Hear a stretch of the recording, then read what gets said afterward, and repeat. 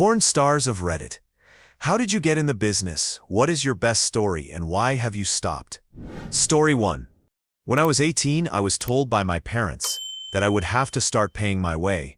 They said I would have until I was 19 to begin paying for smaller things, my car, cell phone, insurance, and then would have to be out of the house within 6 months. I started a part-time job at a grocery store and began looking for other sources of income, since that part-time job only gave me roughly 15 hours a week, not quite enough to live off of.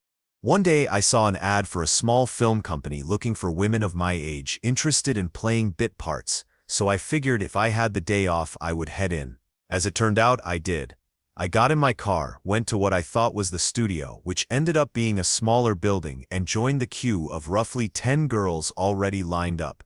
After about 20 minutes, during which I acquainted myself with a couple of girls I stood next to, a man came out holding a clipboard and pen and asked us each to write a name and contact information, passing the clipboard back. Following this, we all filed inside, and a small team of people began looking us over, discussing parts and whether we would fit roles.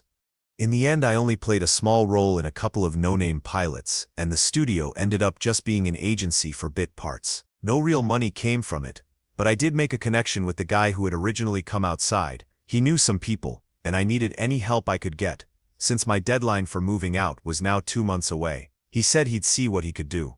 2 weeks later, he called me saying he needed to ask me something. He asked if I would be okay with some corno modeling or videos. I had been, at that point, seriously considering any and all avenues of employment, wasn't happy about it, but I wasn't scared to do what I had to do. So I said yes. Once again, I made sure I had the day off, went to another building that turned out to actually be a studio, and was given my role as a student trying to beg her professor for extra credit, the classic one.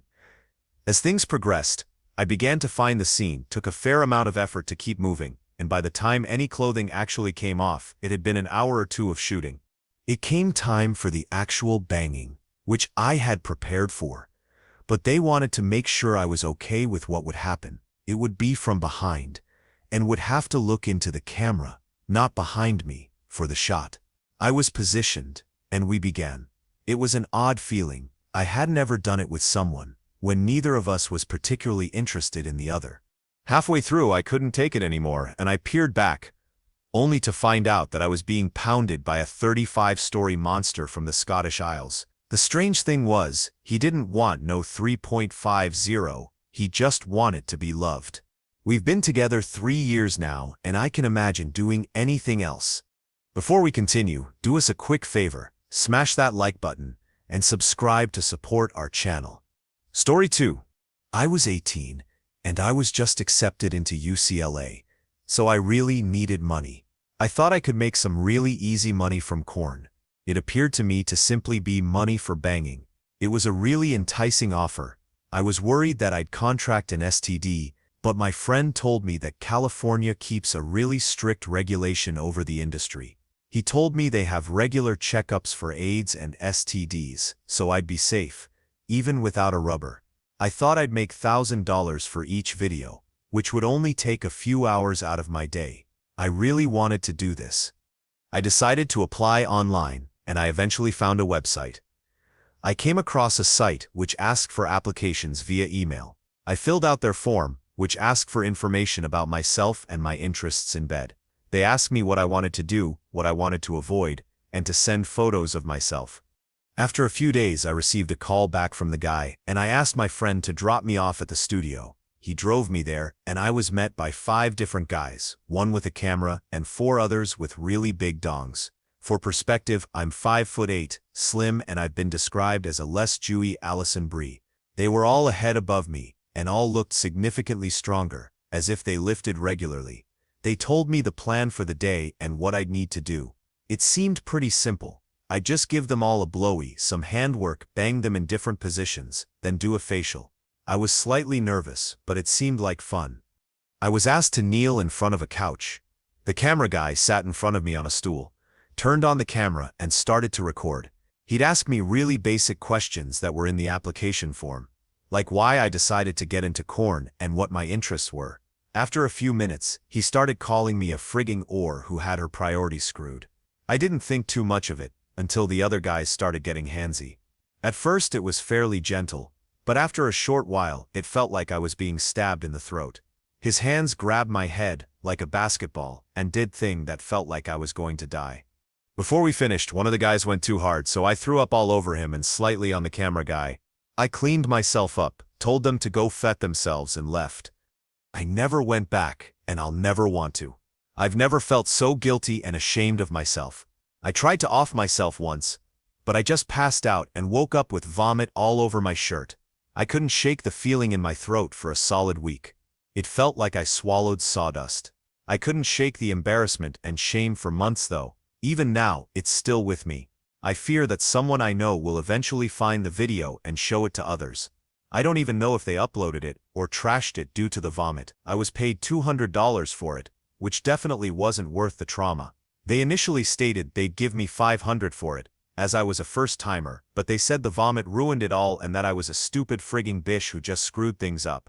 The closest I've come to finding a video of my experience is finding a series of videos called The Trolling of Wannabe Corn Stars.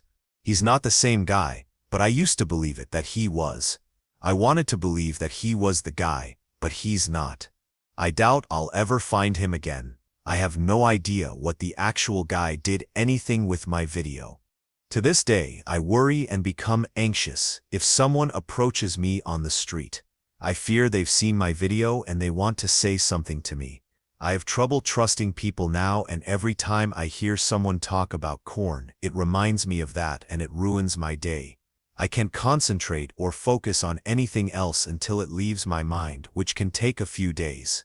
It really sucks, but I did what I did, and I'm getting slightly better, but it's still there. Story 3. I answered an ad on Monster.com. No joke. I was just getting started in the entertainment industry, and I was in my early 20s. The ad stated that they needed someone with production experience and office experience, which I had. It also said Jill Kelly Productions, so I knew exactly what I was applying for. I answered the ad, met up with the people who ran the company, including Jill. The offices were in a house that she shared with the owner of the company, so when I met her, I was sitting on her bed and she was sitting at her desk. No real-life corn stuff, but it was funny. I got hired on as the assistant to the head of production and distribution. I left about 8 months later, after the owner threw a stapler at me. I had processed a check to pay a crew member he didn't want me to pay, which was messed up. I walked out right after it happened, and later found a job with a gay wrestling company called Can-Am. Worked there for about a year, then quit because I wasn't doing what I wanted to do, which is work on real movies. So, the craziest story I have, Can-Am's main distributor was a company called Marina Pacific, who owned production companies of their own, including a gay corn company, which was being run by this guy named David Kroll. David was this fat, old, tanned guy who would Hawaiian shirts and loafers and troll gyms looking for hunky straight guys. Back in 2003, gay for pay was big. Gay men want to see manly men banging, so people like David would offer straight guys good money to be in gay corn. But as you would imagine, this is easier said than done. So what David would do is get the most naive guys and promise them that the guys who do straight corn started off in gay corn, and if they act in his films, he'll get them a gig in straight corn. The problem was that in 2003, the gay and straight streams did not cross. No distributor would touch a straight corn if the actor was known to be in gay corn, because the distributors were paranoid that straight men would be grossed by that and not buy the title. Also, if you're in gay corn long enough, it's actually difficult to transition to straight corn. For reasons that I kinda understand, you get used to one kind of act in front of people, so switching that up can be difficult, even if you're straight. Anyway, so me and my coworker, who's now one of my best friends, were doing a Can-Am shoot with some guys that David had recommended to us. My coworker was the creative director of another company called Matrock, which was owned by Can-Am, except that it was straight wrestling corn. Guy girl, girl girl, etc. One of the guys we were using in the Can-Am shoot had just turned 18 about a couple of months before. Little guy, still had braces on, and of course he's in a 4-way tag team match, and ends up getting banged by all 3 guys. Normal day. After the scene, the guy comes up to my co-worker and I, and asks about starring in matrock titles. He told us that David told him that he could get him into straight corn, and to talk to my co-worker. The problem was that matrock did not hire gay corn guys for the reasons I mentioned above. So, my co-worker told him that, and he started crying. Like really crying. And there's nothing worse than seeing an 18-year-old kid with braces crying after he just got banged by 3 guys. We took him aside, and he told us what David had been doing. He was trolling gyms, promising straight corn, but also housing them in his house, and getting them to give him blowies. You want to do straight corn? This is how they all got there. So this kid was giving David's fat disgusting dong a blowy, and getting banged by guys on a promise that could never happen. I never felt so low in my life. Me and my coworker told our boss, who then went to Marina Pacific. I don't know what happened, but all I know is that David got fired, and we put the kid in a tag team match with 3 really hot girls. He was super happy and performed great. We hooked him up with some other contacts, including Jill Kelly, and wished him luck. I don't know what happened to him, but I knew that we were way more careful with the people that we brought on. Story 4. So, I was an exotic dancer for about half a year, and then a cam girl MFC for another 5 months or so. I started a few days after I turned 18. I come from an extremely religious family. Looking back, it reminds me of Westboro Baptist, just without the picketing and less hate. But the fundamentals were the same. The Bible is the literal word of God, and that meant, among other things, that female sexuality was disgusting. It was never said to me, but the vibe I got was that only Ors liked having physical relations. I was SA'd by a boyfriend when I was younger, and didn't ever tell anyone, because I thought it was my fault for tempting him or something. It was awful. I don't know how to say it without sounding conceited, but I don't know how else to get the idea across. I was a cute kid and developed early. I've got big stuffs and a pretty face. What do you want from me? And this freaked out my grandparents, and my dad wasn't really around. He had his own problems, and we didn't talk much. It was drilled into my head early and often that physical relation is bad, and it was especially bad for me. Purity was the highest virtue outside of love, and I believed it, and became terrified of physical intimacy. I have to say this next bit to explain how I lost my faith. It's a long story, but the short of it is this. My grandmother, who I really truly loved, and was as close as a best friend to me as she could be, considering the age gap and the religious fundamentalism, got very sick one day, and she didn't want to go to the hospital, and my grandpa didn't want to take her. And we all believed that faith healing was real. It would be a sin to take her to the hospital, because it was a weakness in our faith. And then she died, and it shook my family to its core. But me most of all, I think, even more than my mother, who took it awfully hard. And I couldn't help but wonder how God could have let that happen, because if there was anyone that deserved being healed, it was this beautiful, wonderful, loving woman, and he took her life. I started questioning and began to lose my faith, and found myself particularly angry about one thing, my stolen sexuality. I had spent years terrified of it, terrified of being attracted to someone, terrified of urges and desires.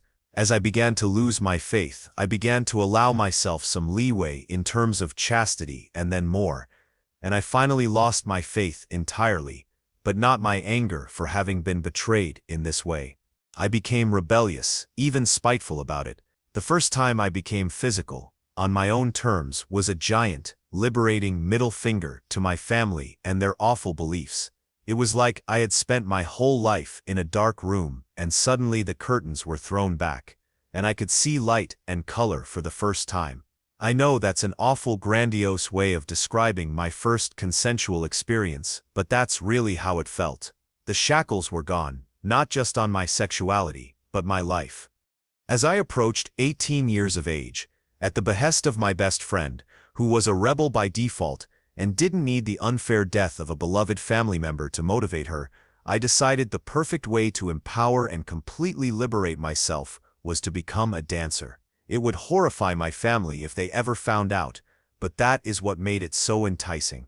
There was nothing wrong with it, nothing bad, nothing evil, and I could do it, all on my own terms. I practiced dancing as much as I could. I lost as much weight as I could.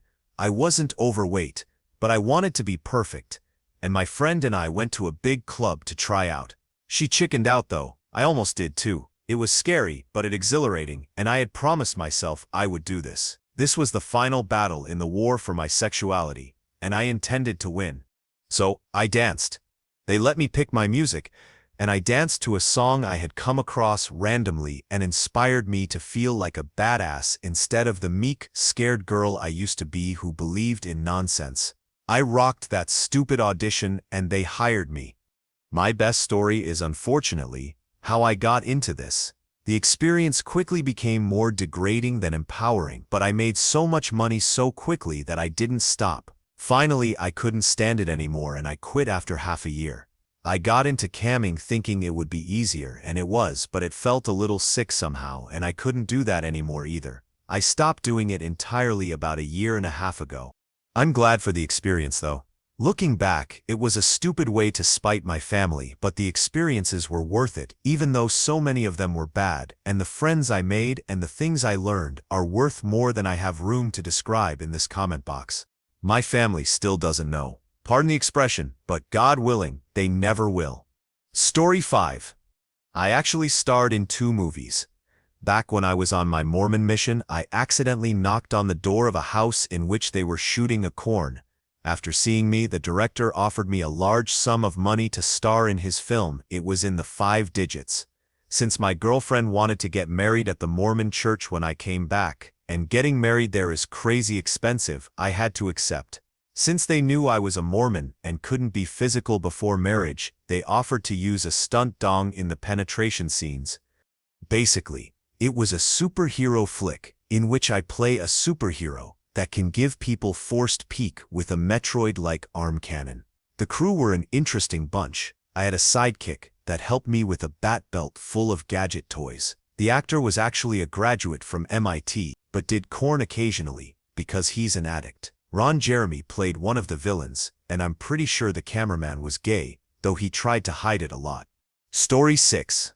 I went to university and graduated with a film studies degree, but I'd already taught myself how to shoot and edit video as I was growing up. As a kid obsessed with movies, I learned how films were made just by reading, watching, and imitating. When I graduated, I wanted to make movies, like everyone else, but having no real experience under my belt, it was very difficult to find anything, unless I was willing to paint walls and fetch sandwiches, and for next to no money, basically start at the bottom, and spend the next X years working my way up until I would finally be holding a camera, editing, or having any influence on what was being made. One day I was packing a box of VHS tapes and I found a softcore corn starring top-shelf magazine models from UK and Europe. Alone in the flat, I soloed off to it. While I was watching it, it dawned on me how badly it was made. The editing was awful. The framing of the shots was amateur. The styling, the music, all aspects of it were just bad. I thought to myself that I could make a far superior film if I was given the chance. So, in my unemployed frustration, and by now pretty desperate for a job with my old man putting the pressure on me to move out of the house and start working, I wrote them a letter of complaint, telling them how badly produced their movie was, and I offered my services to take them up a level. Around a week later, I'd practically forgotten all about it, and was ready to take any job I could get when the phone rang. It was the boss of this company, and he told me he'd read my letter and asked me if I was serious or not. He told me to come to London for an interview the next day. This was back in 2001, before the mass availability of free internet corn. It was mainly picture sets for top-shelf magazines. They had one guy in their video department who was making softcore scenes for VHS distribution, and for broadcast on Playboy UK cable channel. R18 was only just being introduced in the UK. After the interview, I had to show them what I could edit, so I did it for them right there in their post-production studio on a film they were working on. I also showed them all my stupid short films I'd made over the years, most of which I was acting in as well. They could see that I knew what I was doing more than they did, and I was really enthusiastic, despite not really knowing the first thing about corn films, except what I'd seen in those 3rd or 4th generation VHS copies of corn we had in the 90s. But I'd seen real corn movies like Last Tango in Paris, and I'd read Tropic of Cancer and Lady Chatterley's Lover, so I knew I could do this. I was hired to come in immediately and shoot new films, do video editing, start creating DVDs for them, come up with new ideas we could pitch to Playboy TV UK and Paul Raymond magazine editors. I was even doing the graphic design on box covers for DVDs and VHS tapes. I had full access to their studio and their equipment to do whatever I liked. It was incredible. Before my first actual shoot, the boss called me in his studio office about an hour before the model arrived and said, "I have to warn you about this next shoot. It's not what we usually do." Turns out it was a shoot for a series called Plump and Busty, so in walked this gigantic model. I mean heavy, really heavy. She had double M-sized chesticles. She could tie them in a knot. It was mad.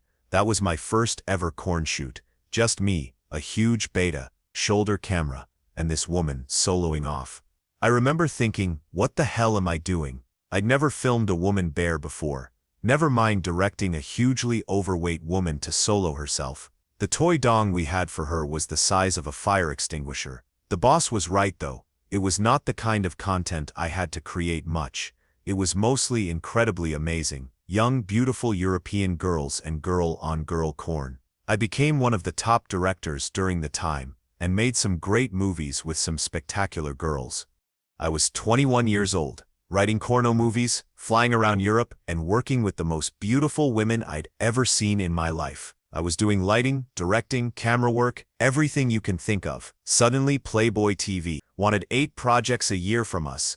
Hardcore takes off legally in the UK and our DVDs start selling like crazy, and I am asked to bring in 4 university buddies to help me make more films. I was also learning things I'd never been taught in film school.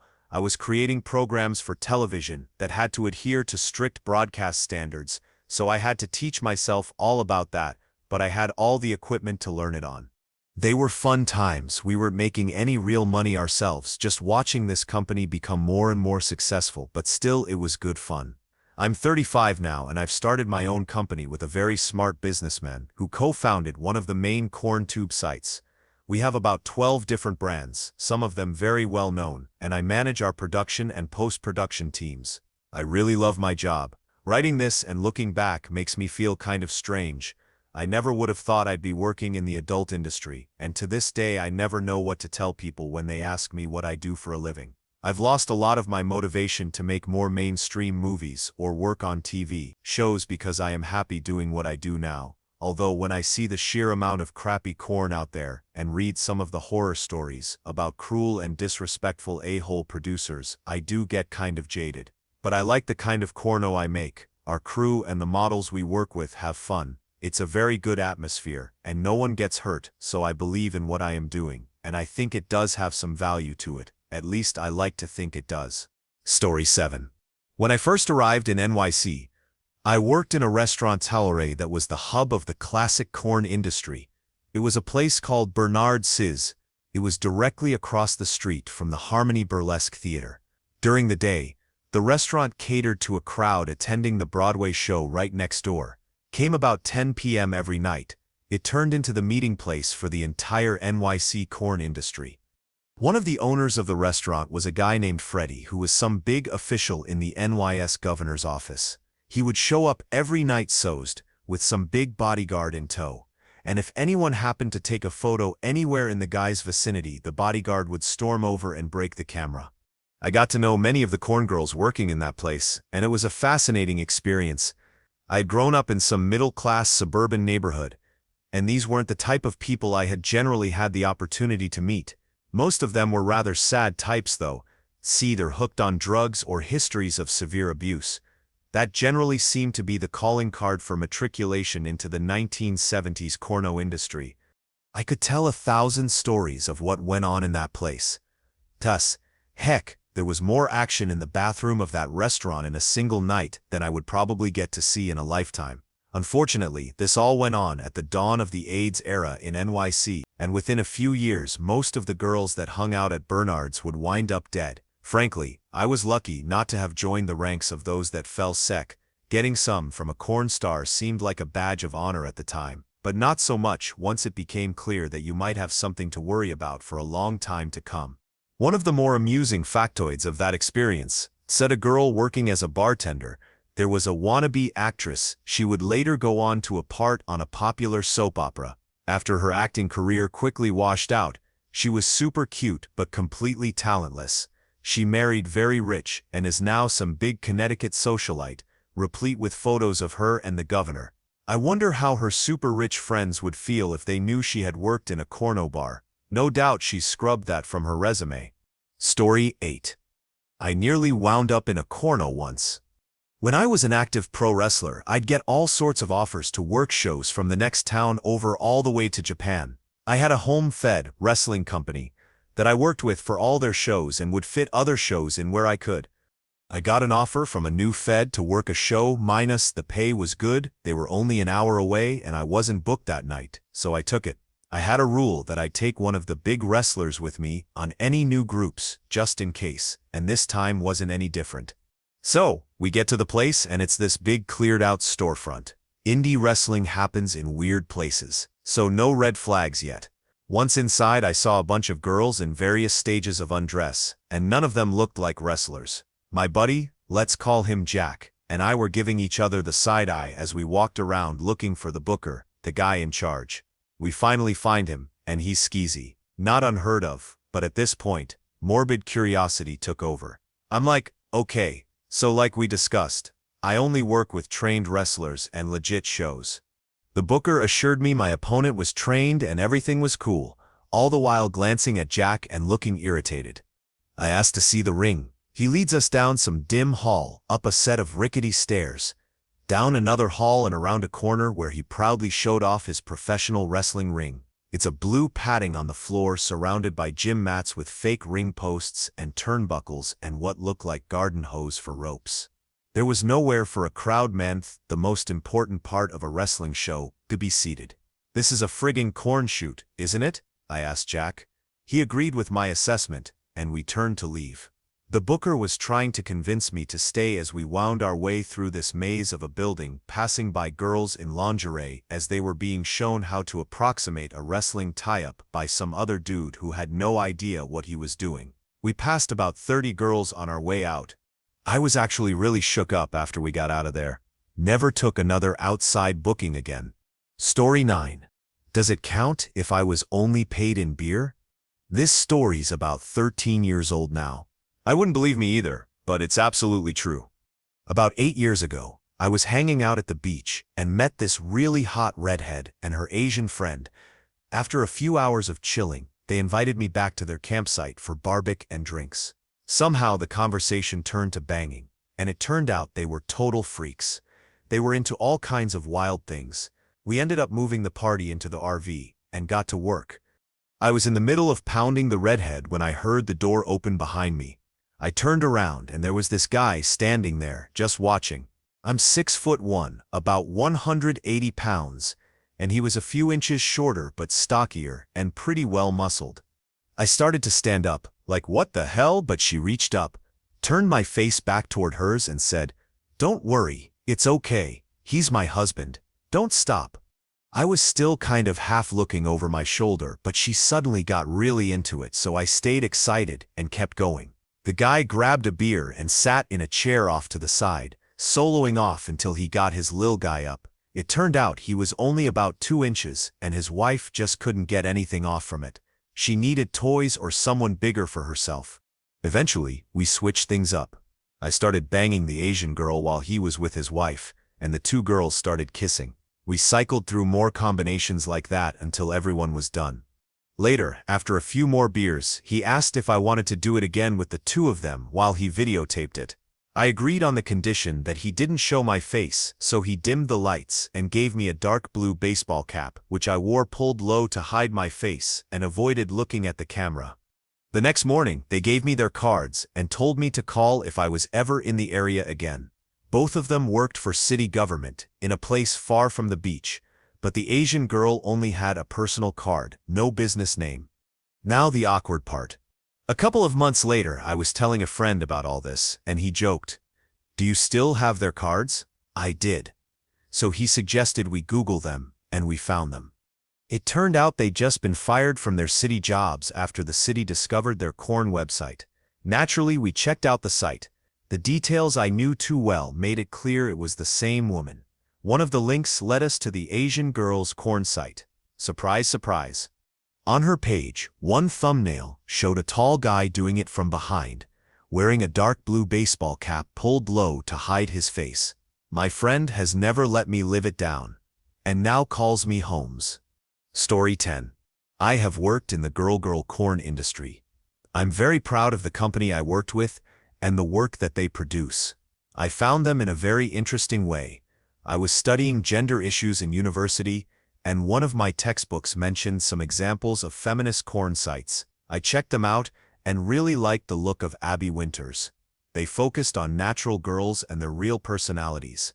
They would shoot them either alone or with other girls, and the videos that did involve males were the models and their real boyfriends. I'd wanted to try corn for a while. I had done basically everything else in that industry. I mean everything: webcamming, massage parlor, escort. But I wasn't sure how to get into it. I thought I could kill two birds with one stone, as I had also never hooked up with another girl before, but had always wanted to try it.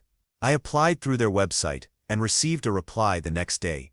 I did a Skype interview and was blown away by how warm and friendly the videographers were. The team was mostly female, but even the male site admins were professional and kind. I took some photos for them, just basic ones without makeup, and they offered to fly me out to their office in Amsterdam for 2 weeks to do a series of shoots. I was pumped. The office was really nice. It sort of looked like a cross between an internet startup and a modeling agency. They put me up in a model house with a few other international models who were all really lovely and friendly. I banged with girls on film. They bought us lunch, and I did a few solo shoots as well where I got bare and talked about my interests. It was a really great experience, and I made a buttload of money. I have since been back to Amsterdam, over a year later, and did a couple more shoots with them. However, this time around, I had a boyfriend, and he didn't want to do a girl-boy shoot. I understood, but was disappointed. It also felt a bit weird to be doing it with someone other than my partner, so I ended up canceling the last shoot, and they were fine with it, though they teared up and hugged me goodbye. I have a lot of stories. It was really a surreal experience. I love the company and the people I worked with. I wouldn't say I'm out of the corn industry altogether. I may start webcamming again, possibly with Abby Winters, as I have done that in the past, and they are starting it up again. But I'm a full-time student, so I'm focusing more on school right now, but it's nice to be able to turn on the webcam and make a bit of money every now and then. And yes, people I know have found my videos. It made me wonder how much corn they must watch. One was an odd acquaintance, and the other was my ex-boyfriend from high school. Pretty funny. Anyway, good luck guessing who I am. Story 11. When I turned 18, I went to a website that was similar to Craigslist, but specifically for corn jobs. For the life of me, I can't remember the name of the site. I'm 28 now. It had local job postings for New York City and Philadelphia. I submitted my info and some pictures to a few listings and got responses. I ended up meeting with the directors or casting agents, though honestly, it was more like an interview. I'd get bare and either mess around with another person auditioning or with the director himself. Basically, whoever was better in bed or looked better on camera would get the job. You didn't get paid during that process. I landed most of the gigs I tried out for, thanks to a guy of mine who had taught me how to be sexy in bed. He was in his 40s, and I had just turned 18 and gotten my driver's license. Eventually, I started getting invited to the better places in New York City, with more attractive guys and larger scenes, 3 scores, group scenes, that kind of thing. My best story was when I went to New York City and got a job banging with 4 gorgeous, well-endowed guys at the same time. One of them offered me powder to help me get in the mood. That was the first time I'd ever encountered anyone doing drugs. I declined at that age. I was still easily excited just by the sight of bare men and didn't need any extra help. The scene lasted about 2 hours, and had 4 cameramen on set. My favorite job was another shoot in New York City, where I got to do it with this incredibly handsome man. He had the most amazing blue eyes, perfect scruff, and was an incredible kisser. Once we started, we couldn't stop. The whole thing felt completely real. It wasn't work anymore. We flipped each other good and deep. I made, on average, $100 per scene. I did that work for about a year, usually 4 to 10 scenes a week, sometimes 3 or 4 different scenes in a single day with different partners. I eventually stopped after I was asked to be the bottom in a large group project. I agreed for a set amount, but later they dropped me. When I asked why, the person in charge told me they found someone willing to do it for free. Basically, they found a pig who undercut me, and that cut into a lot of my work. I refused to do scenes for free, so eventually I quit and moved on with my life. Still, I sometimes miss that chapter. It was genuinely fun most of the time, and I met some really interesting people. That said, it's definitely not all glamour. You have to be cautious. I had my fair share of shady situations. Mostly amateurs with some equipment pretending to be legit companies, or people trying to get you in the mood by slipping drugs into drinks. Story 12. Throwaway account. Because I've got family who know my main Reddit, and I'd really rather they not find out I've got a tape floating around out there. I didn't exactly work in the industry and never got paid for anything. It all started one night after a friend's wedding party. My girlfriend, now my wife, and I got absolutely smashed and started fooling around once we got home. In the middle of it, I blurted out, "We should record this." So, we grabbed some cameras, set them up around the room, hit record, and ended up filming a 2-hour session. Honestly, it was the best night of my life.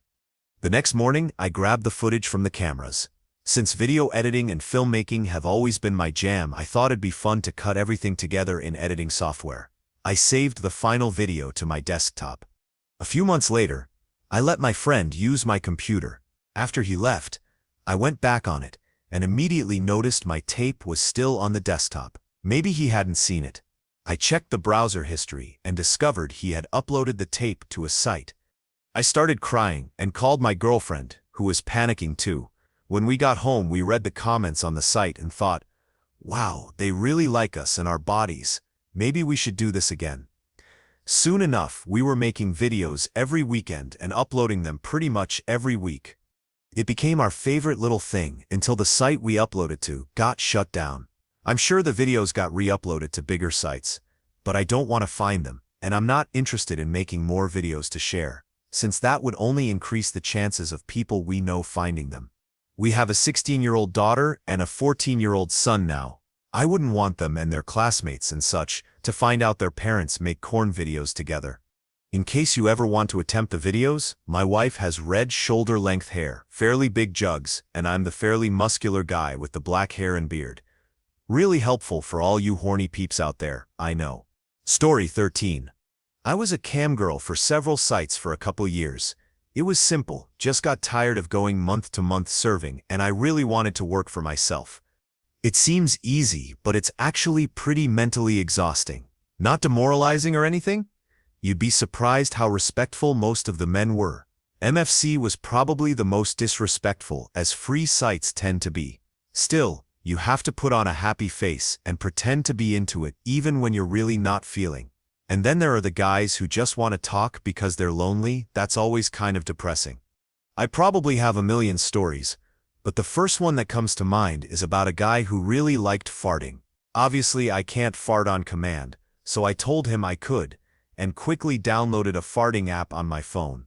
Apparently those apps are pretty accurate. LMAO. I also had a lot of guys who just wanted me to be a total bish to them, like a whole lot of them. One even wanted to be made fun of for being Asian, but he didn't like the racial stuff because I just felt awful spouting all the slurs and stereotypes. My boyfriend is Chinese, so it definitely doesn't reflect my feelings, but I just accept that everyone's into some weird stuff. But after a while, I got really tired of camming, so I started selling inners instead to cut back. At the same time, I began writing romantica. It took about 8 months before I started making good money from it, but now I earn more than I ever did camming, and I'm doing something I genuinely enjoy.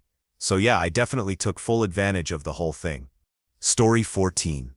I worked for a corn company in North Carolina for a couple of years. I'm a guy, and no, I wasn't in front of any camera. The company was a redistribution business, converting hard copy media like DVDs, Blu-rays, and VHS tapes into digital content for the producers. I took the job because I needed something easy. I was burned out from a massive call center job and wanted a mental break. I was hired as a market researcher for the sales team, and after a year I moved over to customer service. The amount of gay corn I was exposed to while doing customer support was astounding. It was, and still is, the highest paying corn niche. So when something went wrong, I had to pull up the videos and play them to replicate the issues. One day, someone had a complaint about a title. I looked it up and saw it was called Big Jugs Babes Being Banged, but it was mislabeled to hide the gay content for troubleshooting purposes. I played the video, and yep, frigging gay corn. Still, I was able to instantly reproduce the issue and got it fixed. I left the job because I got a better offer in Massachusetts. Still, it was one of the most bizarre and fun jobs I've ever had. Story 15. I saw probably a different answer than most. I worked as a movie editor. I got the job through a random Craigslist ad that basically said, "Must be able to work with adult content."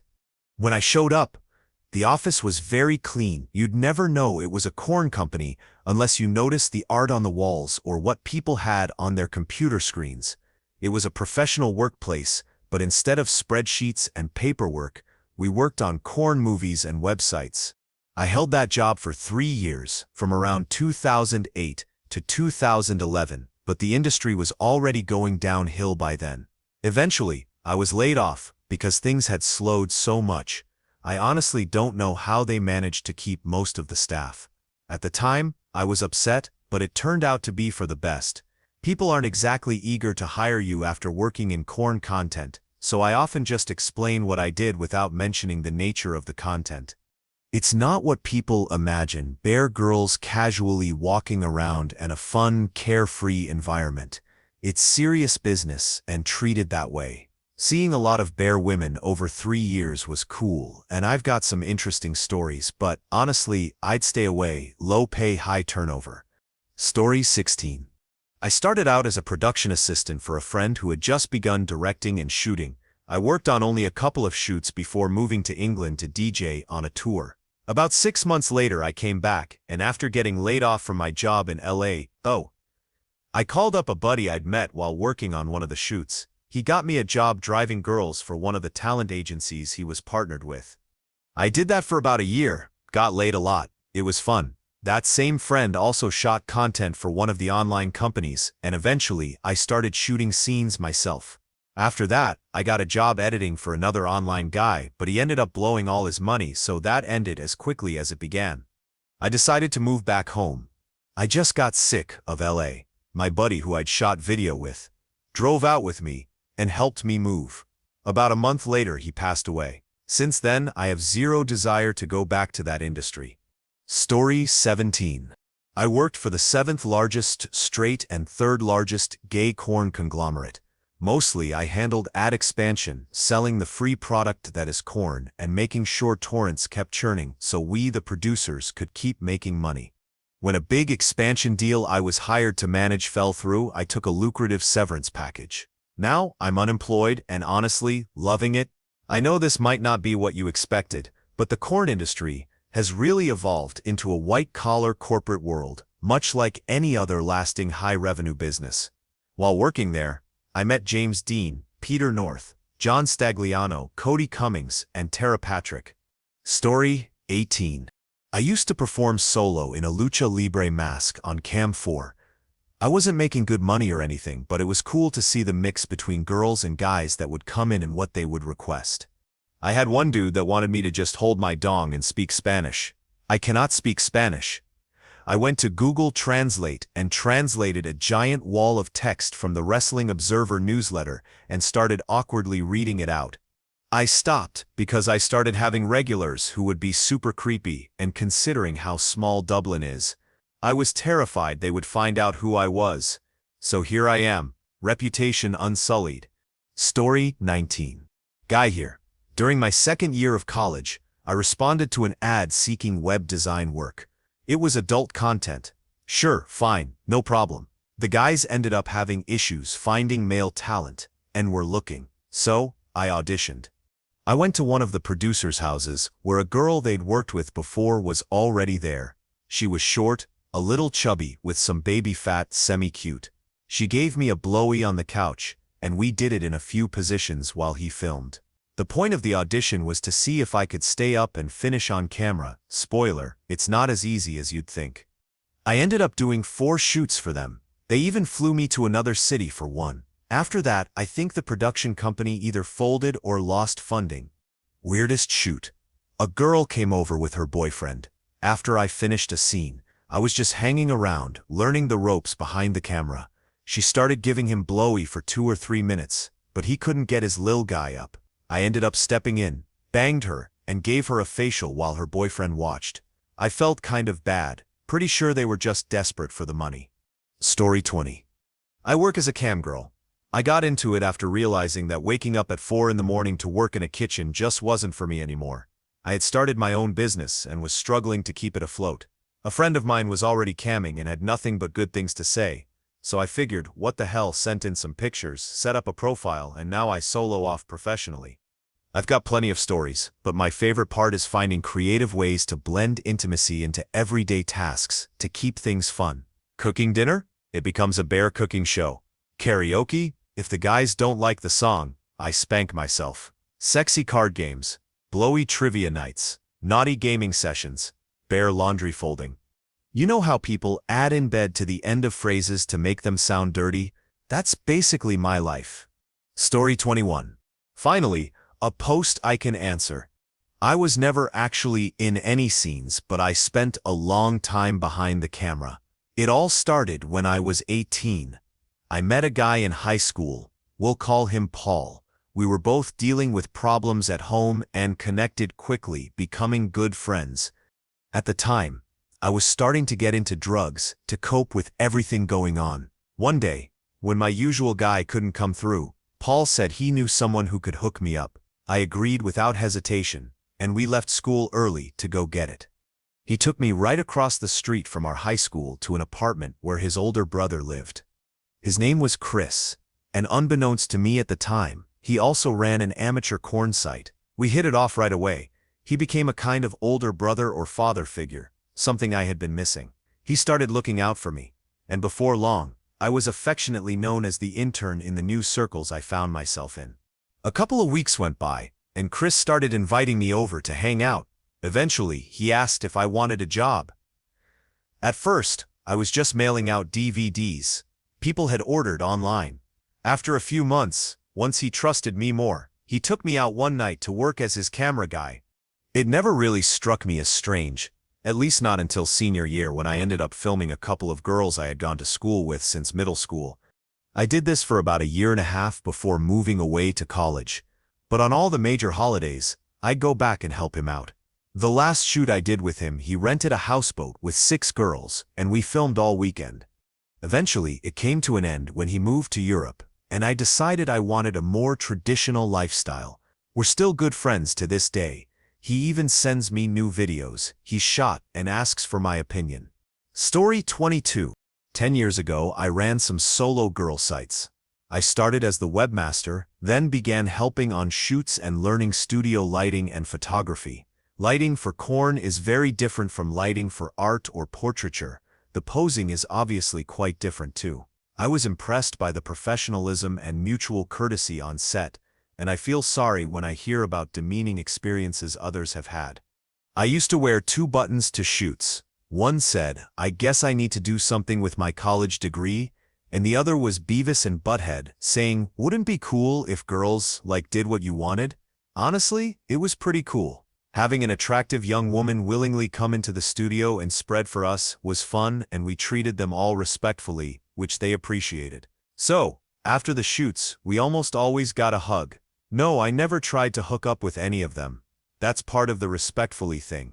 The best story was inviting Peyton to the studio for a shoot. She drove all the way in from Ohio. Her work might be outdated now, but back then asking, "Can you fit that in?" and having her reply, "Sure, watch," was pretty amazing. I quit because when my business partner got sick, running an indie website just didn't pay enough anymore. I still shoot studio art nudes though. Coming up with corno poses is easy, but finding a variety of good non-cliché art poses is tough, and getting the lighting right is always a challenge. Story 23. I technically worked in the corn industry. I had an online job where I had hundreds of short corn clips and thumbnails sent to me, and I had to make a description and video name. My best story is finding one of my hot acquaintances corn this way. In the past, this would have me gone from 6 to midnight in 2 seconds. But after passing days and days of watching all kind of corn, I had become desensitized. I stopped shortly after because I didn't want to affect my intimate drive more. In the end, the only good thing about that job is that I can brag about having worked in the corn industry. Story 24. I was dissatisfied with the lack of real or convincing older-younger corn out there. I'm talking about teacher and schoolgirl, dad's friend and daughter, cop and perpetrator type stuff. The guys are usually too young and compensate with fake glasses, fake bewilderment, fake old people clothes, or something silly like that. And the girls are virtually never into it. I said to my boyfriend, why don't we make some real corn? Also, my boyfriend is 28 years older than me. We made an account on a couple of sites, which I don't even remember the name of right now. We got a good response on one of the sites, so we made a paid account and put up a few videos there. The money trickled in. At about $50 per month, the uploader gets a small percentage, and we were happy with that. When we started, I wasn't entirely aware of the demographic on the site, and it turned out my boyfriend was the one with the fan base. He's the chubby daddy type, which turned out to be fairly popular with some of that audience. A producer in the UK, we are in the US, was alerted to our videos and asked us if we'd make content for his site, which specializes in older chubby guys and is directed towards a gay audience. He was very nice and gave us a very fair percentage of the profits. He gave us all kinds of pointers about lighting, camera angles, B-rolls, what the audience wants and doesn't want, etc. We discovered the bloopers were popular as well, so we added those to the ends of the videos. He was extremely helpful, and we made around $1,000 a month for a few months. Some months were only a few hundred, but we were happy with anything. We were able to take a vacation in Europe with the money as well as a couple small road trips near home. We haven't sent content to his site for a pretty long time now, perhaps 1.5 years or so. However, we still get a tiny bit of money trickling in once in a great while, and even though we haven't made the effort to keep in touch with him, he still sends us our share, which I think is very honest and kind of him. We were lucky to meet that kind of producer. A couple Christmases we shipped him packages of homemade candy. It was that kind of relationship. Story 25. After graduating college, I applied to a company called Cyberheat to be a web developer. They were the only ones remotely interested in my resume. I started in the HTML department, writing blurbs and creating thumbnails for tour pages across all kinds of corn, straight, and gay. Eventually, I moved into full programming, writing back-end scripts to monitor and maintain content production. I also played a big role in building their first mobile websites during the early smartphone years, testing everything on my old Android G1 and an iPod Touch. One story that always comes up is when I helped develop the mobile platform for a fartcorn site, thousands of clips, mostly extreme close-ups of their back doors. It was genuinely gross, and always restored my faith in humanity when I'd see it had zero sales. Also, during a programmer meeting while a few performers were in town, a corn star briefly sat on my lap, definitely one for the books. After 5 years I was laid off. I've since heard they sold off their content. I really miss the people though. They were a lot of fun to be around. Story 26.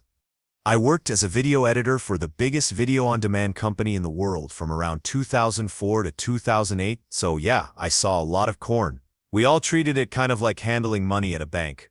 It was just work. Honestly, we didn't even see that much crazy stuff. Most of it just ended up being funny to us. Corn stars would occasionally come through the studio, and the executives would walk around asking if anyone wanted a photo with them. Our team always passed. The owner or some higher-up would poke their head in and say, "Hey, you guys want a picture with so-and-so?" And we'd just go, "Nah, we're good." A lot of the stars who came in looked rough, nothing like how they appeared in the videos. I worked with a ton of stoners too. I'd say at least 60 to 70% of the company was high most of the day. Eventually I moved on to another job, but honestly it wasn't a bad gig at all.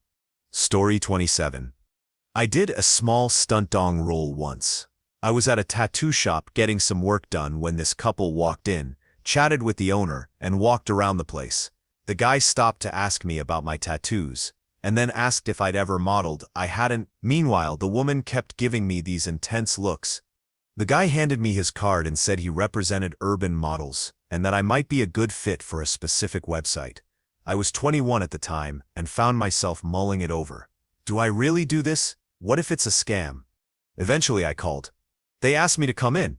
So, the next day, I showed up with a basic CVS headshot, a rough resume, and 2 forms of ID. The guy and I talked for a bit, and then he asked to see all the tattoos on my upper body. So I took off my shirt and showed him. He asked if I had any ink elsewhere. Yeah, on my knees and upper thighs. He asked to see those too. And I noticed he couldn't stop looking at my downtown area. So, there I was, standing around in my undies, explaining my tattoos for a solid 20 minutes. Eventually, he got to the point. He said he was looking for someone with a punk flair to be in a porno film with a girl he claimed was going to be the next big breakout star. At first, I noped the hell out of it. They didn't want my face plastered all over the internet, especially not in something that could come back and bite me later. The guy told me he'd cover the cost of my pre-scene blood work and checkup, and that they'd film it in a way where my face wouldn't be visible. The whole time, though, I was thinking, you'll still see my tattoos, and I've got some pretty noticeable ink. Then he threw out a number more than fair for just a day's work. So, I said yes. It was awkward. I'd never sat down with a girl and gone over a literal checklist of what was okay and what wasn't during the scene. Definitely not your average workday. Story 28. One of my partners a while back got into working as a cam girl until her family found out. It was interesting. Definitely learned some things I didn't know before. 90% of the guys who watch cam girls are generally pretty even-keeled people. 8% have some kind of social impairment. They're nice enough, but you can tell they're a bit out of sync with the rhythm of normal human interaction. Then there's the remaining 2%, the creepers and a-holes. These are the ones who make wild demands in chat and then go full all-caps internet rage when a model refuses to try and fit a watermelon in her honeypot. Thankfully, the 98% is usually pretty good at shutting down the 2%, but it can still get weird and aggressive sometimes. There's some serious camaraderie between most cam girls. I expected there to be some general politeness, but the out-and-out friendliness and help extended by virtually everyone my partner met was pretty surprising. People who get nasty and competitive generally get frozen out of the community pretty quick, and they even tend to lose fans, which is where your real money comes from. The fan culture is surprisingly deep. Just like anything, people have favorites, and you can develop a following as a cam model. These people give you a lot of money, either as tips or from buying clips and private shows. There's also a lot of exchange that goes on outside of the cam sites over services like Skype for things that most sites don't allow. There's also a high demand for curvy models. Rail thin does exist in the cam model world, but it tends to be the rounder of shape that gets the most attention. Story 29. I was a cam girl for about 2 years, and honestly, it was a lot of fun. I was well regarded by the studio I worked for since I was the only transgender performer they had at the time. I made them a lot of money and made a lot for myself too. I first found out about camming when I gave a ride to a girlfriend for what she called her job. Later, she told me it was for a cam party, and that definitely piqued my interest. I asked if she could connect me with the studio. One day, she happened to meet a girl who wanted to rejoin the studio. She was a former employee, and I was her ride.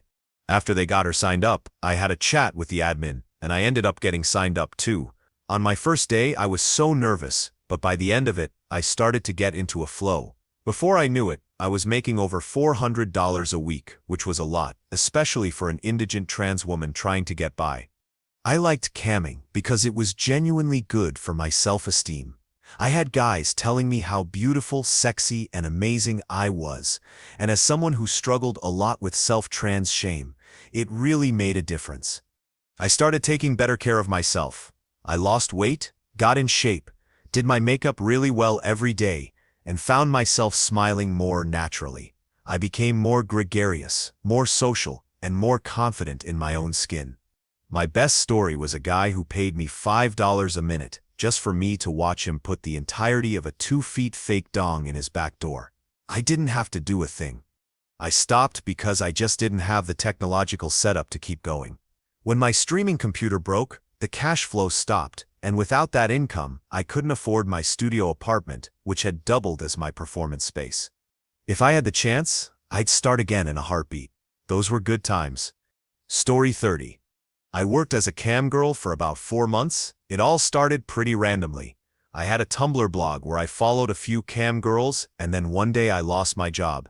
I refused to go back to fast food, so I ended up camming for those 4 months with support from my ex-boyfriend. I even did a show or two with a local girl who was already fairly popular, including one that involved that same ex. I don't really have a best story, but I did meet a lot of cool people, other models, clients, and so on. Eventually, I started having issues in my relationship, and sex lost its meaning for me with my partner. It started to feel like a job rather than something fun, so to save the relationship, I quit. It just wasn't for me, though I know plenty of girls who really loved it. My relationship ended anyway, for reasons unrelated to camming. I got a job as a server right after, and now life is good. Story 31. I was 18 at the time and had to pass exams for a private business school I thought was cool, though I ended up hating it because it was full of rich, spoiled kids, so I quit and later earned my master's degree from another school. Back then, I needed to pass a logic test for the entrance exam. It was like an IQ test. I'm not very good at those, and the only training courses I found online cost money, but I didn't want to borrow my parents' credit card. Knowing there was money to be made in the online webcam industry, I downloaded some software and videos of girls doing performances in front of their computers. I set up the software to play those videos instead of my own webcam. Then I found some naive guys online who were gullible enough to pay me just for pressing the play button and pretending to be a girl. One even gave me his credit card number, which I used to pay for my logic exam training sessions. In the end, I scored 8 out of 20 on the logic test, but my grades in the other exams were high enough to pass the oral examination, which I aced because I'm more persuasive than skillful. Story 32. It's not super crazy, but I was a corn director's personal assistant. I helped pick up all the cases, cameras, and all the random stuff needed for filming. I also picked up the talent. One time, we were filming north of the Golden Gate Bridge in a park without permits. My job was to haul all the cameras down to an old bunker. After that, I stood on the road with a radio to give a warning if park rangers showed up. Being security-minded, I made up a whole backstory for why I was just sitting out there waiting. A park ranger pulled up, and I gave the warning call, but the guy was just eating his lunch and left. He stared at me a little longer than I was comfortable with, so I followed the road down to where he had probably pulled a pylon out of the ground blocking the road. I filled the gap between the pylon and the hole with sandy shale. An hour later, a patrol car came around. The cop got out, fiddled with the pylon for a minute, then left. The next day, the director told me she didn't need me anymore. They got caught by the police. However, she was slick. She hid the incriminating video and convinced the cops they were filming a gay documentary, so she walked away with only a fine. She gave me a $500 bonus for not taking me the next day. Story 33. My ex-girlfriend hit a really low spot. Her father was a mess, and her mother kicked her out because she wanted to be an artist. She tried doing art on her own but couldn't sell enough to make a living. To make extra money, she started doing small cam shows. I'd ask her where the money was coming from, but she'd hide it from me. One day, I noticed some things left around her new webcam and figured it out. I broke up with her because I wasn't comfortable with my girlfriend being bare for other men. That pushed her even lower, and she became kind of a hermit so she could cam all day. The attention from those men made her feel good. I believe she got contacted by email to do solo videos for a small studio.